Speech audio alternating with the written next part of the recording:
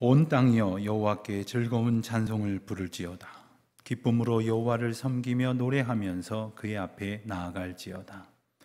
여호와가 우리 하나님이신 줄 너희는 알지어다. 그는 우리를 지으신 이요 우리는 그의 것이니 그의 백성이요 그의 기르시는 양이로다. 감사함으로 그의 문에 들어가며 찬송함으로 그의 궁정에 들어가서 그에게 감사하며 그의 이름을 송축할지어다. 여호와는 선하시니 그의 인자하심이 영원하고 그의 성실하심이 대대에 이르리로다. 아멘. 여러분, 참된 그리스도인의 고유한 특징은 과연 무엇일까요? 그리스도인이 다른 사람들과 구별되는 그 표징은 어떤 것이겠습니까? 아마도 감사하는 삶, 감격하는 삶이 아닐까 하는 생각을 해보게 됩니다. 그것이 내가 하나님의 은혜 안에 있다 이렇게 고백하는 것이요, 그 은혜를 매 순간 누리며 살아가고 있다는 증거가 될 것입니다. 그런데 이와 같은 감격이나 감사가 없으면 그 자리에는 원망과 불평이 차지하고 맙니다. 그러다 보면 그와 같은 삶 속에서는 사랑이라는 것도 찾아보기 힘들고 나눔이라는 것은 더더욱이 존재하기 어렵습니다.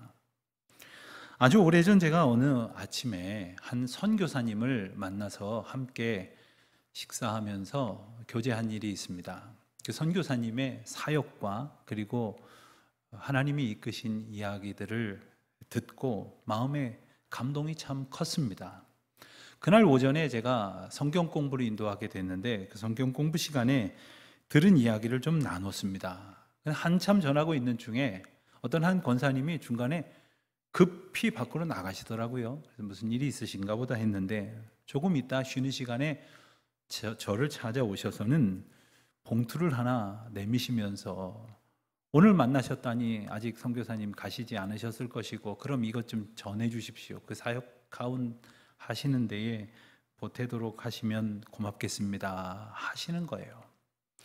제가 받은 감동이 아마 그분께도 전해졌던 모양입니다. 이렇듯 이 감동이라고 하는 것은 은혜와 함께 오는 법이고 그것이 사랑과 감사가 되어서 섬김과 나눔으로 이어지게 되는 법입니다. 근데 이런 설명 아무리 예를 들어 말씀을 드려도 경험해 보시지 않으면 잘 알 수가 없을 겁니다. 자, 이렇듯 감사와 감격이 넘쳐나면 어떻게 되는가? 그에게 찬양이 흘러 넘치게 된다는 겁니다. 우리가 여러 날 동안 시편을 함께 읽고 있는데 시편을 관통하는 주제가 바로 이것이 아닙니까? 그런데 시편을 가만히 읽다 보면 그렇게 콧노래가 나올 만큼 즐거운 일들만 있어서 노래하는 것은 아닙니다. 극심한 고난 중에 혹은 대적들에게 쫓겨서 목숨을 부지할 자신이 없을 형편 가운데에 놓인 그러한 고백이 얼마나 많은지 모릅니다. 자기 부하에게, 심지어는 자기 아들에게 생명을 위협당하는 그런 형편 속에서도 내가 하나님의 은혜 가운데 있노라 하는 고백이 하나님의 더 크신 은총을 소망하는 찬송으로 이어지게 하는 것이죠. 이것이 하나님의 백성이 드릴 고백이 아니겠습니까? 그런데 가만히 보면 하나님께 은혜를 입었다고 하여서 모두가 감사하는 것은 또 아닌 것 같습니다. 누가복음 17장에 보면 우리가 잘 아는 10명의 문둥병자가 예수님께 고침받은 이야기가 나옵니다. 아마도 그들은 문둥병에 걸렸기 때문에 가족과 이웃과 함께 살지 못하고 문둥병자들끼리 저 마을 밖 외진 곳에 가서 살 수밖에 없었을 겁니다.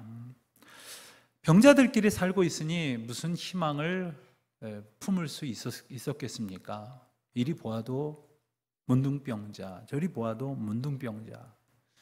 문둥병이라고 하는 것이 당시에는 하나님께 저주를 받은 것이요 사람들에게는 버림을 받은 것이라고 여겨졌던 말 그대로 천형과도 같은 것이었으니 얼마나 절망스러웠겠습니까?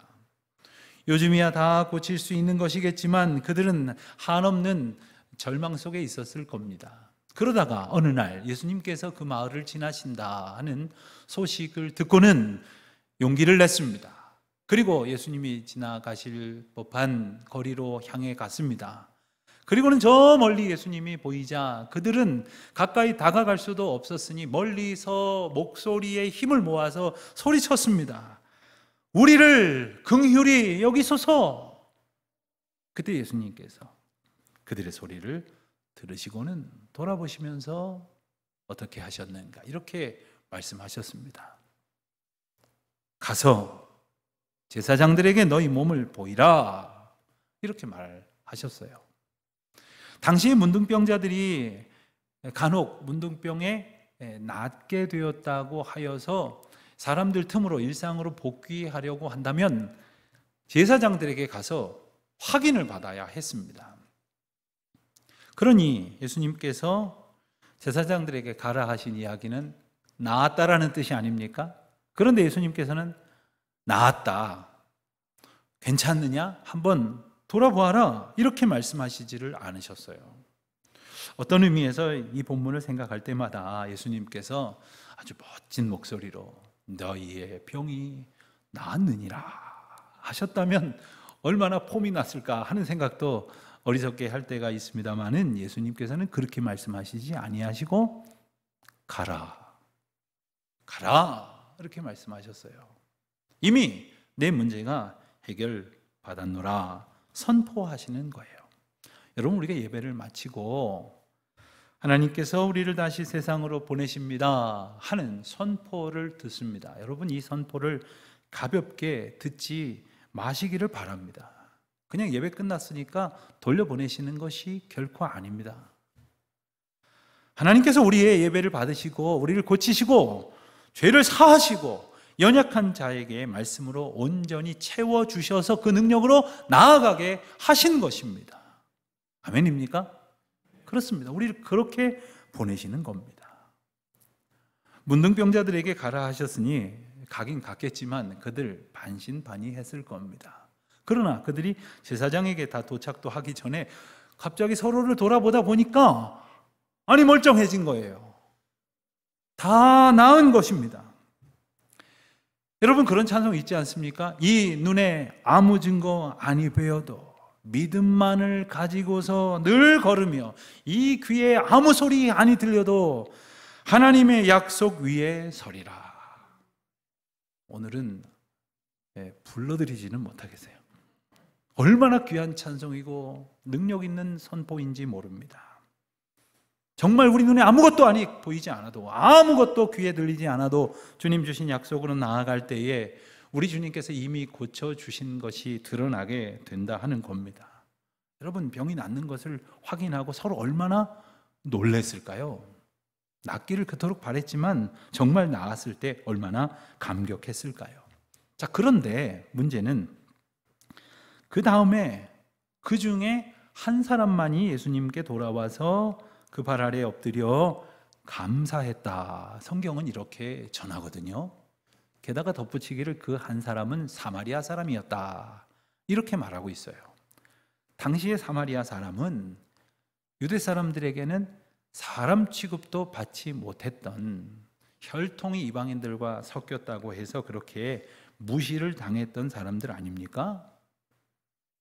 자, 10사람이나 고침을 받았는데 한 사람만이 찾아왔습니다. 그러나 그 수가 중요한 것은 물론 아니죠. 하나님 앞에 다시 돌아와 감사해야 할 깨달음을 얻은 자가 한 사람에 불과했지만 우리는 그 한 사람의 깨달은 은혜와 또 깨닫지 못한 사람들을 통해서 우리의 모습을 볼 수 있어야 할 것이겠습니다. 어떤 성서학자들은 왜 9사람은 예수님께 돌아오지 않았을까? 여러 가지 흥미로운 주석을 내놓기도 합니다. 어떤 사람은 일단 너무 기쁨 나머지 집에 가서 잔치를 몇 날 며칠 하다 보니까 까맣게 잊어버렸다는 거예요. 또 어떤 사람은 예수님께 돌아가서 감사의 인사를 해야지 생각은 했답니다. 집에 가서 이발도 좀 하고 옷도 깨끗이 갈아입고 우선 급한 대로 만날 사람 좀 만나다 보니까 이런 생각이 들더라는 거예요. 아니, 이거 나을 때가 돼서 난 거 아니야? 뭐 그 말 한마디에서 나았겠어? 원래 낳은 건데 그렇게 된 거 아니야? 이런 어리석은 생각을 또 했다는 거죠. 그런가 하면 어떤 사람들은 자기들 집으로 돌아가면서 그랬다고 하는 거예요. 자, 다 나왔다. 너무 좋다. 너무 좋다. 야, 우리 뭐 이렇게 됐는데 뭐 예수님께 굳이 갈 거 있냐? 안 가는 거야. 그치? 안 가는 거야. 다 안 가는 거야. 이랬다는 이야기도 누가 흥미롭게 하더라고요. 자, 중요한 것은 내가 돌아가 감사해야 할 이유를 깨닫는 것이 복이라는 거예요. 감사할 일이 있다는 것이 복이 아니라 그것이 감사할 일이라는 것을 깨달은 사람이 복이라는 거죠. 이것이 진정한 신앙인의 삶의 고백이 되어야 하지 않겠습니까? 예수님께서 굳이 예수님께로 나온 한 사람에게 물으셨어요. 몰라서 물으셨을 것 같진 않아요. 10사람이 다 깨끗함을 받지 않았느냐? 9은 어디 갔느냐? 여러분, 왜 이 말씀을 하셨을까요? 예수님께서도 굳이 감사 인사 받으시고 생색내고 싶으셨던 것일까요? 보상을 기대하시고 고쳐주신 것이었을까요? 예수님이 그렇게 말씀하신 이유는 기적을 베푸셔서 치유해 주신 것이 예수님께서 주신 복의 전부가 아니었기 때문입니다. 고침을 받고 거기서 그치는 것이 아니라 예수님 앞에 돌아와서 마땅한 찬송으로 감사를 아뢰일 수 있는 것, 그것이 완전한 복이라는 사실을 예수님은 알게 해 주시고 싶으셨던 거예요. 여러분, 우리는 생각할수록 참 복 많이 받은 사람입니다. 이렇게 좋은 시절을 살고 있지 않습니까? 또 요즘처럼 좋은 기후를 지낼 땐 더더욱이 그렇고요.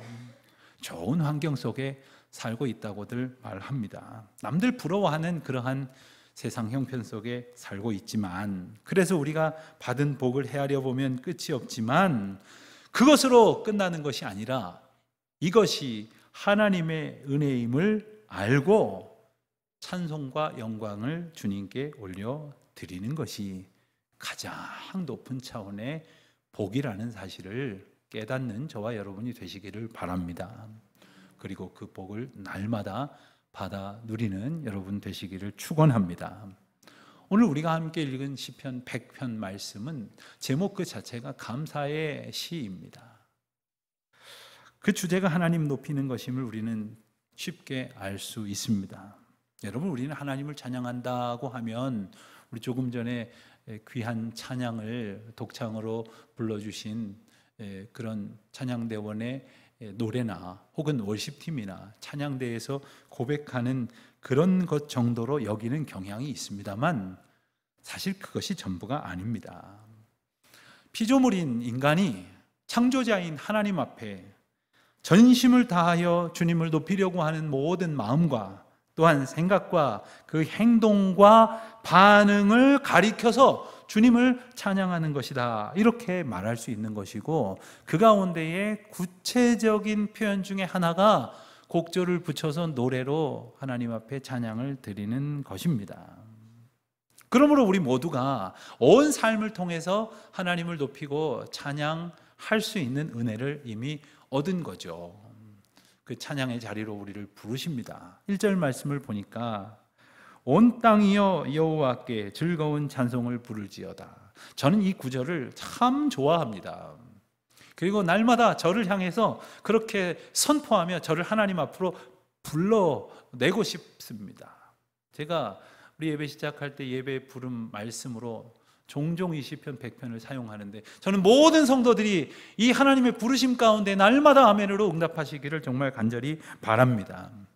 그런데 온 땅을 부르셨어요. 온 땅이요. 여러분, 근데 땅이 무슨 노래를 부를 수 있습니까? 땅이 무슨 엎드려 절을 할 수 있을까요? 그런데 왜 온 땅을 부르셨습니까? 땅이야 뭐 그저 우리가 밟으면 그 자리에 있는 것이고, 우리가 그 위에 건물을 세우면 토대가 될 뿐이요, 씨를 심으면 농사를 짓는 것일 뿐이지 땅이 무슨 찬양을 할 수 있단 말입니까? 그것은 모든 피조물을 부르는 하나님의 선포이십니다. 모든 사람을 부르는 하나님의 은혜이십니다. 여러분, 세상에서는요 모두가 기쁘기가 쉽지 않습니다. 불가능합니다. 승자가 있고 패자가 있습니다. 더 많이 가진 사람은 즐거워하지만 적게 가졌다고 속상해하는 사람이 있습니다. 하지만 우리 주님 앞에 찬양의 은혜로 나아가는 그 자리는 모두가 찬양할 이유와 복을 받았다라고 하는 말씀을 우리에게 일러주시는 거예요. 찬양할 이유가 없는 사람은 아무도 없습니다. 찬양할 복을 받지 못한 사람은 아무도 없다는 것이죠. 온 땅을 부르시는 하나님, 우리 모두를 부르십니다. 우리의 형편이 어떠하든지 우리 모두를 하나님의 은혜 가운데에 부르신다는 것이죠. 또 한 가지 매우 흥미롭고 중요한 표현이 나옵니다. 즐거운 찬송을 부를지어다. 즐거운 찬송. 여러분, 즐거운 찬송을 부르려면 즐거운 일이 있어야지라는 생각을 하게 될런지도 모르겠어요. 즐거운 찬송을 부릅시다 했더니 제게 뭐 즐거운 일이 있는 줄 아십니까? 목사님은 즐거우신가 보죠? 뭐 이러실지도 모르겠습니다. 자, 그런데 왜 이렇게 말씀을 하셨을까요?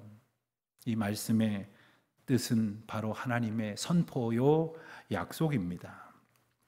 세상을 기준으로 본다면 우리는 즐겁지 않을 때도 있을지 모르지만 주님의 은혜의 장중에서 우리를 인도하시는 중에 우리는 언제나 기쁘고 감사하고 즐거운 찬양을 드릴 수밖에 없는 은혜로 가득 채워주시겠다는 거예요. 세상에서는 내 노력에 따라서 만족할 때도 있고 불만족할 때도 있습니다만 주님의 은혜 안에서는 모두가 말 그대로 즐거운 찬송을 부르게 하신다는 거죠. 사실 우리에게 즐거운 찬송을 주시게 하신 은혜를 깨닫는 것처럼 기쁘고 감사한 것은 없는 겁니다. 여러분, 믿는 우리를 바라보면서 믿지 않는 사람들이 제일 이상하게 여기는 게 뭔지 아십니까? 제가 들었어요. 어떤 분이 저한테 와서 믿지 않는 사람들이 도저히 이해가 안 되는 부분이 있습니다. 뭡니까? 했더니 어떻게 교회 다니는 사람들은 장례식에서도 노래를 부르십니까? 하시는 거예요. 우리가 찬송 부르는 것을 기뻐서 즐거워서 부르는 노래인 줄 아신가 봅니다. 그러니 이해가 안 되는 거죠. 하지만 죽음마저도 하나님의 주권과 인도하심과 우리를 향하여 주시는 경륜 가운데 있다는 것을 알게 되면 우리는 찬송할 수 있을 것이지만 이것을 알지 못하면 세상은 우리를 이해하지 못할 것입니다. 시편 116편 15절 말씀을 보면 그의 경건한 자들의 죽음은 여호와께서 보시기에 귀중한 것이라 이렇게 말씀하셨거든요. 그러니 죽음을 보고도 우리는 감사할 수 있는 것이고 주님께서 귀중히 여기시는 것이기 때문에 위로를 받을 수 있는 것이며 이로 인하여 하나님께 영광의 찬송을 드릴 수 있는 것이죠. 여러분, 즐거운 찬송을 부른다는 것은 우리가 처한 모든 형편이 하나님의 인도하심에 있다는 것을 인정하는 것이요 신뢰하는 것입니다. 그래서 기쁜 거예요. 그래서 내 눈앞에 보인 일이 망한 것 같지만 망한 게 아닌 거예요. 병든 것 같지만 그것이 끝이 아닌 거예요. 더 이상 억지로 즐거워하라는 것이 아니라 슬플 일도 아니요 근심할 일도 아니라는 확신이 정말 내 마음에 가득할 때에 우리는 우리의 상황을 초월하는 즐거운 노래를 부를 수 있게 되어지는 것입니다. 사랑하는 성도 여러분, 우리는 신앙생활을 한다고 하면서 주님의 인도하심에 주목하지 않고 너무 우리 기분만을 중요하게 여겨요. 우리가 기분이 좋으면 다 된 거고 기분 나쁘면 하나님의 백성답게 사는 것도 다 내팽개칩니다. 내가 기분 좋으면 교회 가서 신나게 기쁘게 힘차게 찬송 부르고 예배 드리다가도 내가 기분 나쁘면 하나님께 원망하고 또 심지어는 교회 나가지도 않아요. 내가 기분 나쁘면 내게 주신 사명도 외면해버리고 맙니다. 어찌하면 좋습니까? 여러분, 우리 기분이 우리를 움직이게 하면 안 돼요. 주님의 인도하심이 우리를 움직이게 하신단 말이죠. 전적으로 순종해야죠. 전적으로 맡겨드려야죠. 그때 우리는 예수 그리스도를 우리 삶의 주인으로 정말 모시고 고백하고, 우리 가정에, 우리 교회에 주인으로 정말 모시고 고백하고, 그분께서 주신 은혜가 더 크기에 즐거운 찬송을 부를 수 있게 되는 것입니다. 아멘입니까? 그때 우리가 비로소 주님께 영광을 돌려드리는 거예요.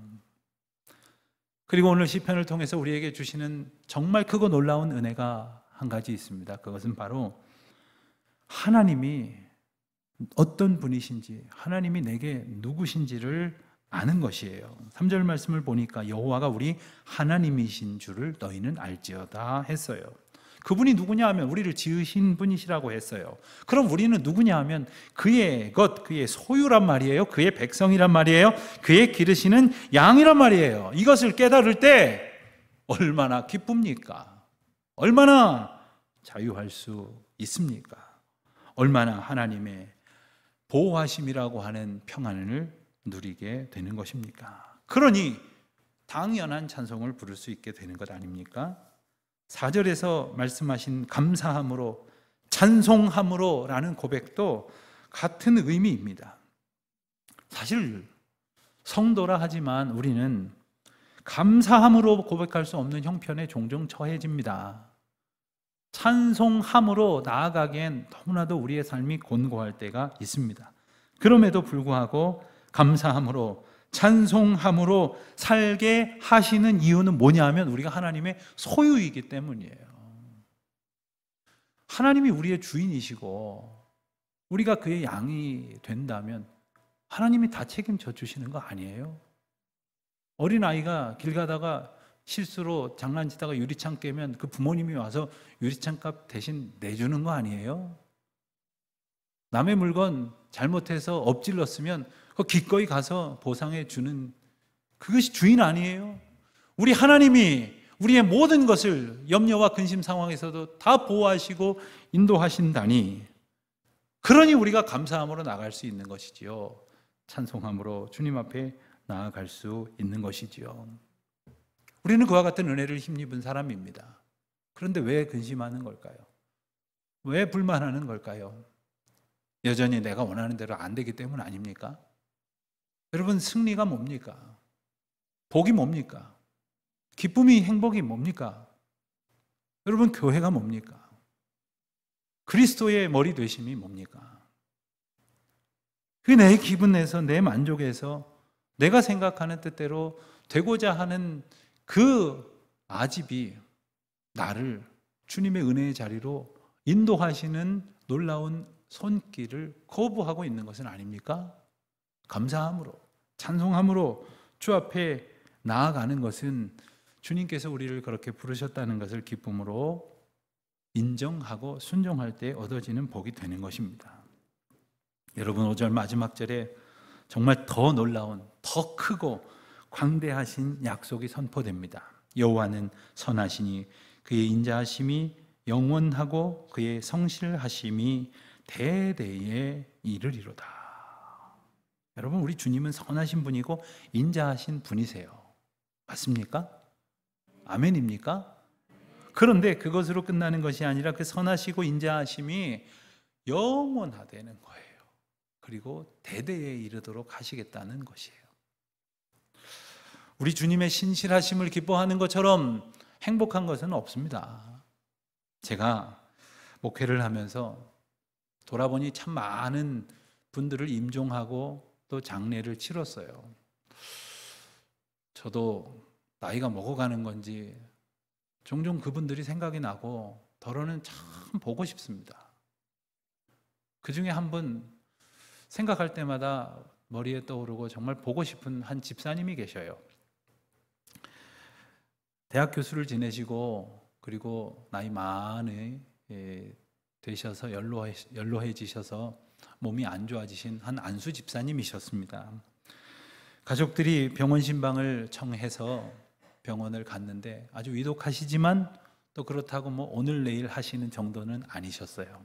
예배를 드리고 몇 마디 권면을 하고는 자리를 뜨려고 했을 때 제 손을 붙드시더니 하고 싶은 얘기가 있으니 좀 더 얘기하고 가시면 어떻겠습니까? 하셔서 그날 한참 한 2시간 얘기하다 온 것 같아요.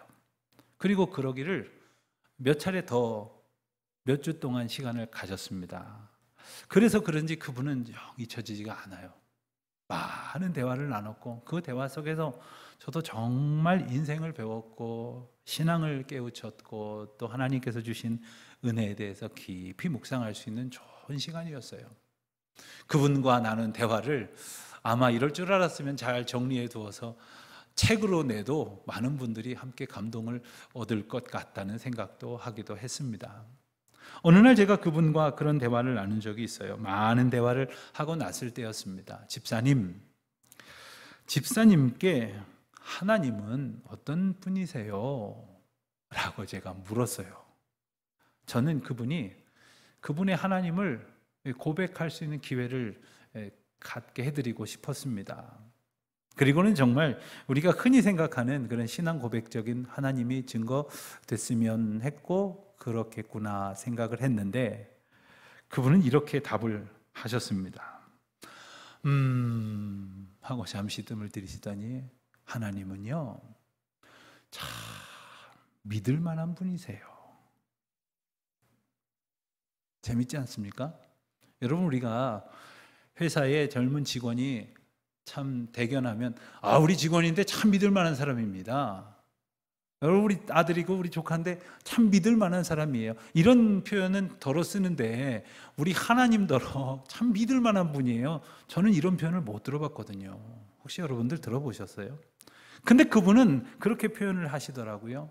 그분은 살면서 학생들을 가르쳐 보기도 하셨고 사업을 하시기도 했습니다. 그리고 공직에서 일을 하시기도 했어요. 정말 많은 일을 했고 많은 사람들을 만나보셨대요.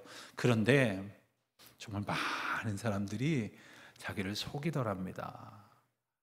그리고 쉽게 배신하고 그리고 자신을 오히려 해롭게 만들 뿐만 아니라 모든 것을 빼앗아 가고 그리고 모든 상황들을 실망시키더랍니다. 사람 믿을 게 없다는 생각을 나이 들수록 하셨대요. 그러나 나의 하나님, 나의 구원자 우리 주님은 변함이 없으시더라는 거예요. 신실하시다는 말이에요. 그 하나님의 사랑이 너무나도 귀해서 조금도 그 신실하심을 의심할 바가 없어서 그분은 그렇게 제게 표현을 하신 겁니다. 그렇습니다. 우리 주님은 정말 신실하신 분이세요. 우리가 하나님 앞에 좀 잘하는 것 같을 때나 형편없이 살 때나 심지어는 우리가 우리 자신을 보더라도 참 답답하고 한심해 보일 그럴 때라도 주님이 참 크고 놀라우신 은혜를 주셨는데 그거 다 까먹고 엉뚱한 소리 하면서 살아갈 때에도 주님은 변함없이 신실하게 나를 사랑하셨다라는 거죠. 우리를 기다려 주셨다라는 거죠. 우리를 용서하셨다라는 거죠. 여러분, 우리가 명절이 되면 우리 자녀들을 만나고 또 우리 손주들도 보게 되면 더러는 인간적으로 그런 생각도 할 때가 있습니다. 아유, 이 험한 세상 저 녀석들이 잘 살 수 있을까? 남들처럼 많은 거 물려주면 좋겠지만 그러지도 못하니 더 걱정이 되는구나. 이렇게 집값 땅값 다 비싸고 출세하기도 어렵고 아주 극심한 경쟁 속에 우리 자녀손들이 살아가려니까 참 걱정이 되는구나 하는 생각이 들 때가 있으시다면 오늘 이 말씀을 주목하십시오. 그렇게 신실하신 하나님, 그렇게 변함없으신 하나님께서 영원하다고 말씀을 하세요. 그리고 우리에게 베푸신 그 크고 놀라우신 은혜가 대대에 이르리로다 라고 약속하시는 거예요. 우리 자녀들에게, 우리 믿음의 후대에게, 오고 오는 모든 후손들에게도 우리에게 주신 그 은혜로 사랑해 주실 것이고 인도해 주실 것이고 복되게 하실 것이라는 약속을 다시금 확증하십니다. 사랑하는 성도 여러분, 주님의 선하시고 인자하심은 영원하십니다. 대대에 이르십니다. 특별히 추석 명절을 맞이해서 우리 사랑하는 가족들을 향하여 우리 주님이 주신 약속을 가지고 축복하십시오.